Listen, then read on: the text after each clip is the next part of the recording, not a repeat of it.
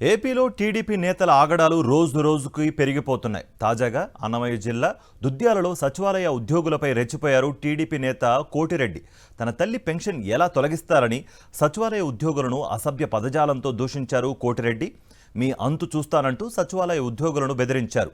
ప్రభుత్వ ఉద్యోగులపై టీడీపీ నేతలు వ్యవహరిస్తున్న తీరుపై ప్రజలు ఆగ్రహం వ్యక్తం చేస్తున్నారు. టార్గెట్ చేసి మీ దగ్గర పనిచేస్తా. ఆ కుటుంబంలో నేను ఇచ్చినాయా, నేను రాసినాయా, నేను కష్టపడినాయా? నువ్వు ఎవడు నా పెన్షన్ పెరగడానికి ఏంటనా? ఊళ్ళో నేను ఏంది నువ్వు చూసేది? ఏంది నువ్వు చూస్తావు నేను తీసుకోవడానికి వచ్చినానా? ఇప్పుడు నువ్వు ఇస్తే నేను బతకడానికి వచ్చినానా? ఇప్పుడు ఉంటానా?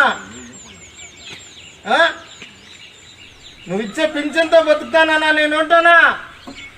నువ్వు ఇచ్చే రైతు భరోసా అన్ని టార్గెట్ చేసి మీ దగ్గర పనిచేస్తా.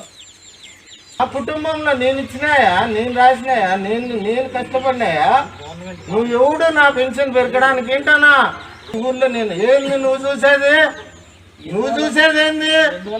ఏంది నువ్వు చూస్తావు నేను తీసుకోవడానికి వచ్చినానా? ఇప్పుడు నువ్వు ఇస్తే నేను బతకడానికి వచ్చినానా? ఇప్పుడు ఉంటానా? నువ్వు ఇచ్చే పింఛన్తో బతుకుతానా? నేను ఉంటానా? నువ్వు ఇచ్చే రైతు భరోసా